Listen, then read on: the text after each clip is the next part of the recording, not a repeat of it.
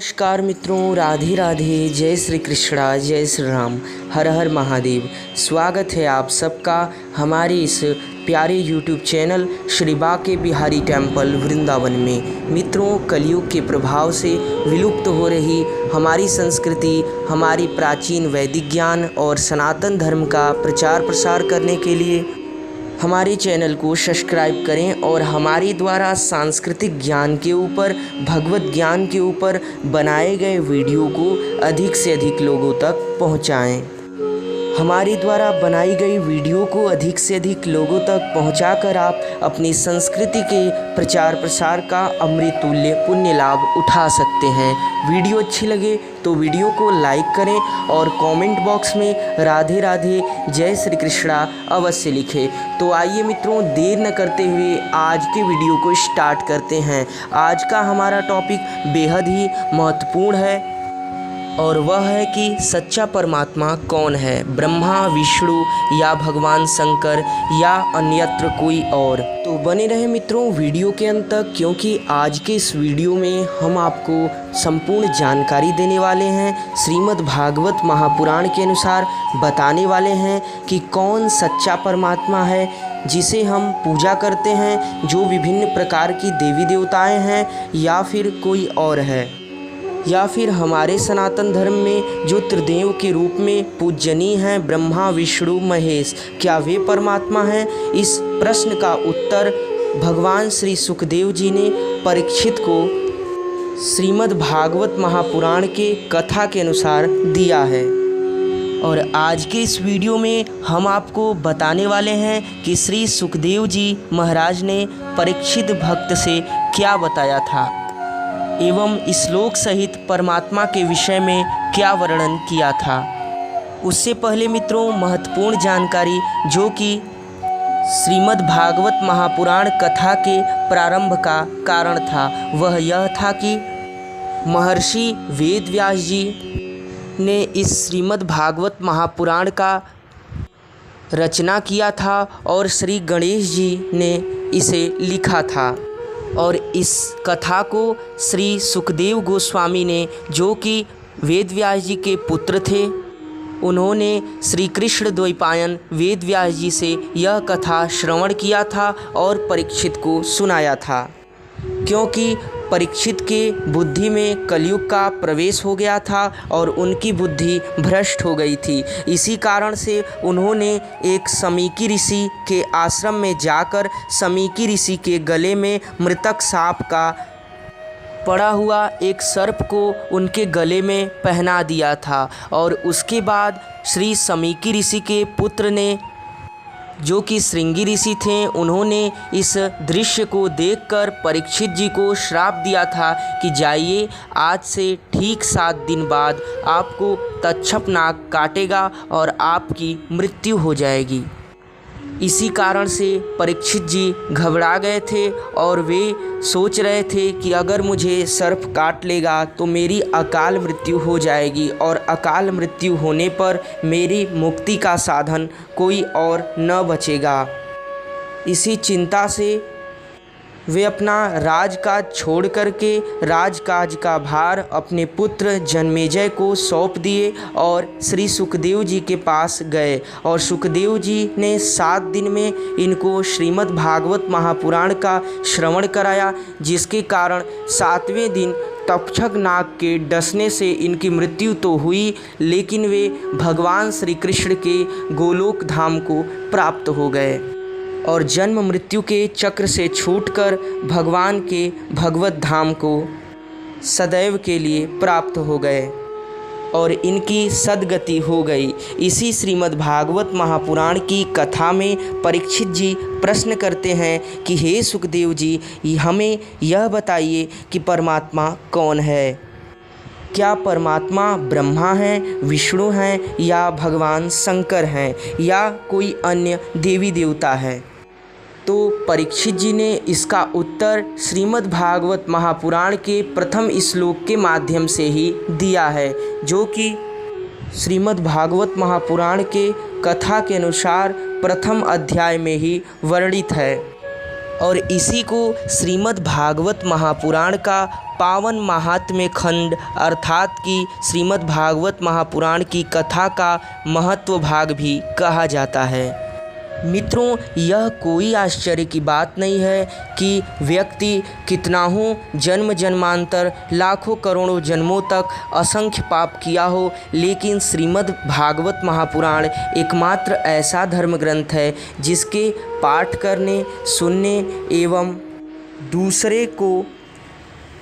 दूसरे को सुनाने से व्यक्ति का सद्गति हो जाता है और सद्गति होकर के वह व्यक्ति भगवान के भगवत धाम को प्राप्त हो जाता है, क्योंकि इसे सबसे सर्वश्रेष्ठ धर्म ग्रंथों की श्रेणी में माना गया है। यह एकमात्र ऐसी कथा है जिसमें सभी प्रकार की कथाओं का वर्णन संग्रह मिलता है।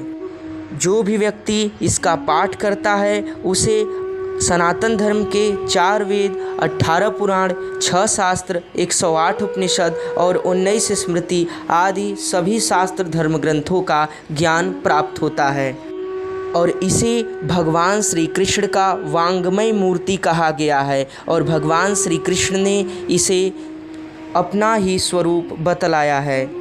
इसमें ही श्री भक्ति देवी, ज्ञान और वैराग्य उनके दोनों पुत्र सहित वास करती हैं। जो भी व्यक्ति इसे अपने कानों से सुनता है और उसके सुनने मात्र से भगवान श्री कृष्ण की भक्ति रूपी प्रेम उसके कान से प्रवेश करता है। जो भी व्यक्ति इसे स्पर्श करता है उस स्पर्श भाग से भगवान श्री कृष्ण की प्रेम रूपी भक्ति प्रवेश करती हैं और जो व्यक्ति इसे देखता है उसके आँख भाग से भगवान श्री कृष्ण की प्रेम रूपी भक्ति उसके अंदर प्रवेश करती हैं। या जो भी व्यक्ति इस श्रीमद् भागवत महापुराण के विषय में अपने मन को इस पुराण के विषय में सोचने के लिए केंद्रित करता है, उसके मन से श्री कृष्ण भगवान की भक्ति रूपी देवी का प्रवेश होता है। अर्थात कि मित्रों, श्रीमद् भागवत महापुराण के पाठ करने, देखने, सुनने, सुनाने अथवा इसका स्पर्श करने से भी श्रीमद् भागवत महापुराण के अनुसार भक्ति देवी का व्यक्ति के हृदय में प्रवेश होता है और व्यक्ति के प्रति भगवान श्री कृष्ण प्रसन्न होते हैं और व्यक्ति को भगवत प्रेम जागृत हो जाता है, जिसके कारण व्यक्ति को मोक्ष की प्राप्ति होती है। तो मित्रों, आइए अब जानते हैं कि भगवान श्री सुखदेव गोस्वामी जी ने इस पावन पुराण में परमात्मा का क्या वर्णन किया है। तो इसमें सबसे प्रथम श्लोक में गाया गया है, कृष्णं नारायणं वंदे, कृष्णं वंदे व्रजप्रियं, कृष्णं द्वैपायनं वंदे, कृष्णं वंदे पृथासुतम्। अर्थात कि मित्रों, श्री सुखदेव गोस्वामी ने कहा है कृष्णम नारायणम वंदे, अर्थात कि हे कृष्ण नारायण स्वरूप मैं आपको वंदे अर्थात कि नमस्कार करता हूँ। कृष्णम वंदे व्रज प्रियम, हे व्रज के प्रिय आपको मैं प्रणाम करता हूँ। कृष्णम द्वैपायनम वंदे, और द्वैपायन स्वरूप भगवान श्री कृष्ण को प्रणाम करता हूँ। कृष्णम वंदे पृथासुतम, हे पृथासुतम मैं आपको प्रणाम करता हूँ।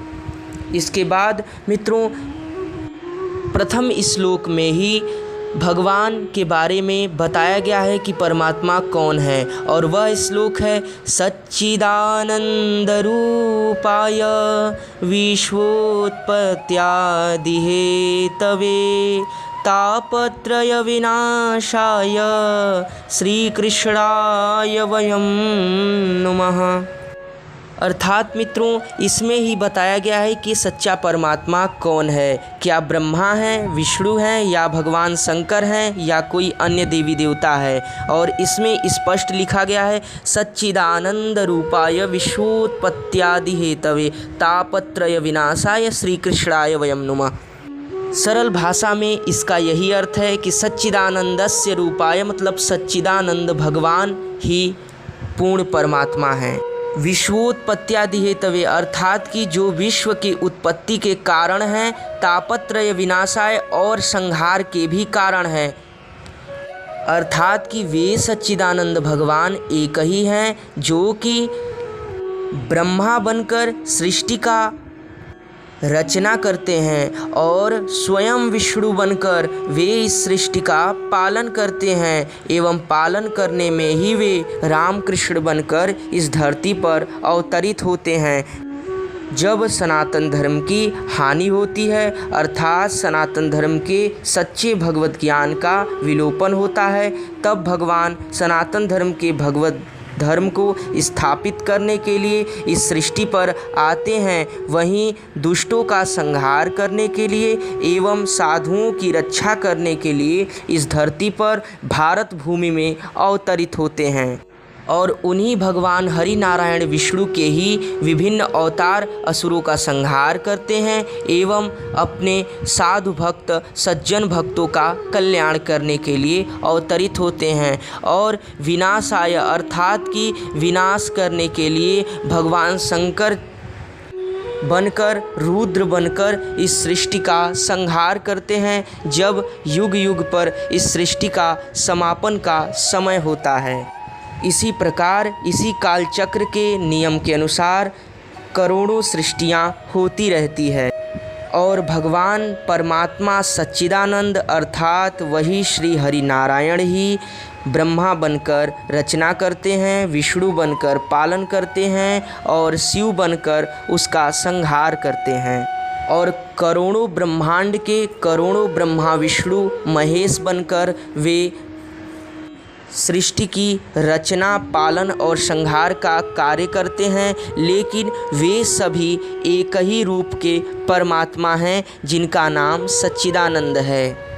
और इस श्रीमद् भागवत महापुराण की पावन कथा में इसका वर्णन भी किया गया है। सच्चिदानंद स्वरूप भगवान श्री कृष्ण को हम नमस्कार करते हैं जो जगत की उत्पत्ति अर्थात की रचना, स्थिति अर्थात का पालन और विनाश के हेतु तथा आध्यात्मिक, अधिदैविक और अधिभौतिक तीनों प्रकार के तापों का नाश करने वाले हैं।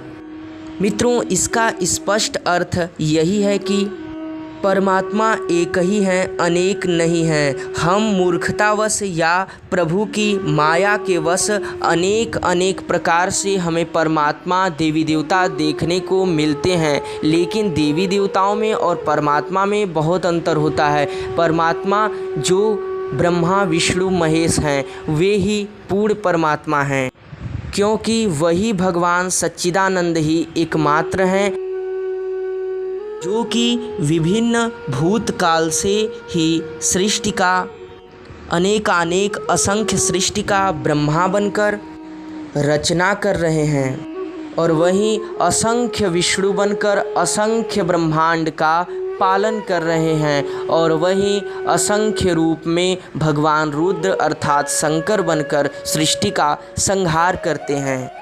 अर्थ यह है कि तीनों पूर्णस्य परमात्मा हैं और तीनों में कोई अलग नहीं है, क्योंकि तीनों एक ही शक्ति के निर्माण करता हैं और केवल एक ही वो शक्ति दिव्य शक्ति जो कि परमात्मा की ईश्वरीय शक्ति है, वही तीन रूपों में विभाजित होकर सृष्टि का भलीभांति संचालन करता हुआ आ रहा है। उसी का वर्णन है सच्चिदानंद। और दूसरे शब्दों में मित्रों जो कि विभिन्न प्रकार से समझाया गया है कि सच्चा परमात्मा कौन है। अर्थ स्पष्ट है कि सच्चिदानंद तीन शब्दों से मिलकर बना है।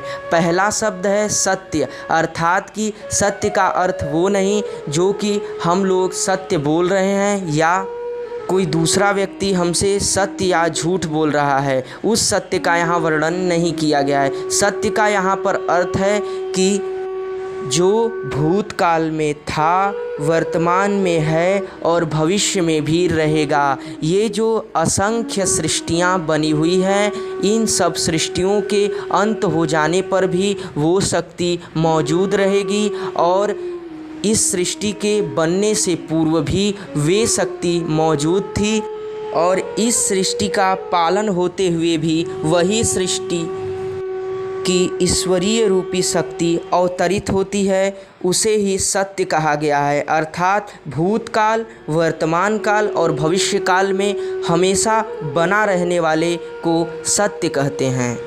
और इसी सत्य रूपी शब्द का यहाँ वर्णन किया गया है।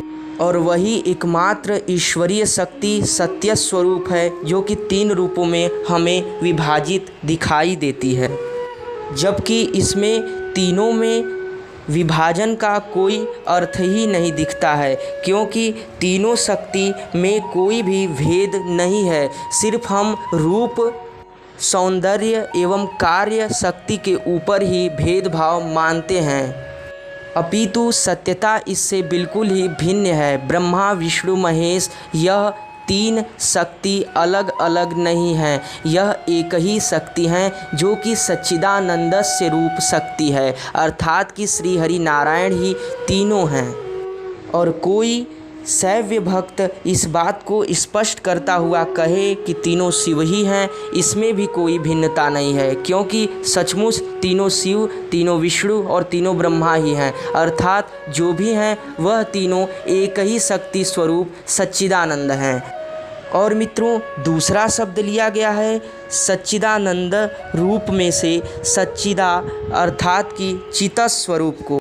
चित्त का अर्थ है ज्ञान से लिया गया है, और यहाँ पे चित्त शब्द का प्रयोग सच्चिदानंद में चित्त शब्द ज्ञान के लिए प्रयुक्त हुआ है। अर्थात कि वह सच्चिदानंद जो सत्य हमेशा बना रहने वाला है, और चित्त अर्थात कि जिसके अंदर कभी भी ज्ञान की अभाव न हो। अर्थात कि सृष्टि के पूर्व से जो भी ज्ञान है, वर्तमान में जो भी ज्ञान मौजूद है और भविष्य में जो ज्ञान आएगा, उस ईश्वरीय शक्ति को सब कुछ ज्ञात रहता है। वही पूर्ण परमात्मा कहलाने योग्य है, जो कि सदैव बने रहने वाला है, अर्थात सत्य स्वरूप है। दूसरा चित्त स्वरूप है, अर्थात कि भूत, वर्तमान, भविष्य तीनों में निर्माण होने वाले ज्ञान का उसे पहले से ही पता है। और यहाँ पर तीसरा शब्द है आनंद शब्द का, अर्थात कि भूतकाल में जो भी संपूर्ण आनंद भरा पड़ा है, और वर्तमान समय में सृष्टि में जो भी आनंद है, और भविष्य में जो भी आनंद का, सुख का निर्माण होगा, वे सब उस ईश्वरीय शक्ति सच्चिदानंद में मौजूद है। अर्थात कि सृष्टि का अपार आनंद केवल उन्हीं सच्चिदानंद में स्थापित है। और इन 3 शब्दों से सत्य स्वरूप, चित्त स्वरूप, आनंद स्वरूप से ही सच्चिदानंद शब्द का निर्माण हुआ है, और वही सच्चिदानंद भगवान श्री हरि नारायण ही पूर्ण परमात्मा हैं, जो कि हमें शिव बनकर दिखते हैं, ब्रह्मा बनकर दिखते हैं, एवं स्वयं विष्णु बनकर दिखते हैं, और अनेकानेक देवी देवताओं के रूप में हमें दिखाई देते हैं। और वे तीनों शक्ति के एक ही कारण भगवान सच्चिदानंद हैं, जिसका वर्णन श्रीमद् भागवत महापुराण में परमात्मा के रूप में किया गया है। तो आशा करते हैं मित्रों कि आज की यह जानकारी आप लोग को पसंद आई होगी। तो इस जानकारी को अधिक से अधिक लोगों तक पहुंचाएं, और आप स्वयं सनातन धर्म के सच्चे ज्ञान के प्रचार का कारण बन सकते हैं, इस वीडियो को अधिक से अधिक लोगों तक पहुंचाकर। और चैनल को सब्सक्राइब करना ना भूलें, क्योंकि ऐसी ही विभिन्न प्रकार की जानकारी हम इस चैनल पर लाते रहते हैं। तो मिलते हैं एक नई जानकारी के साथ, तब तक के लिए राधे राधे, जय श्री कृष्णा।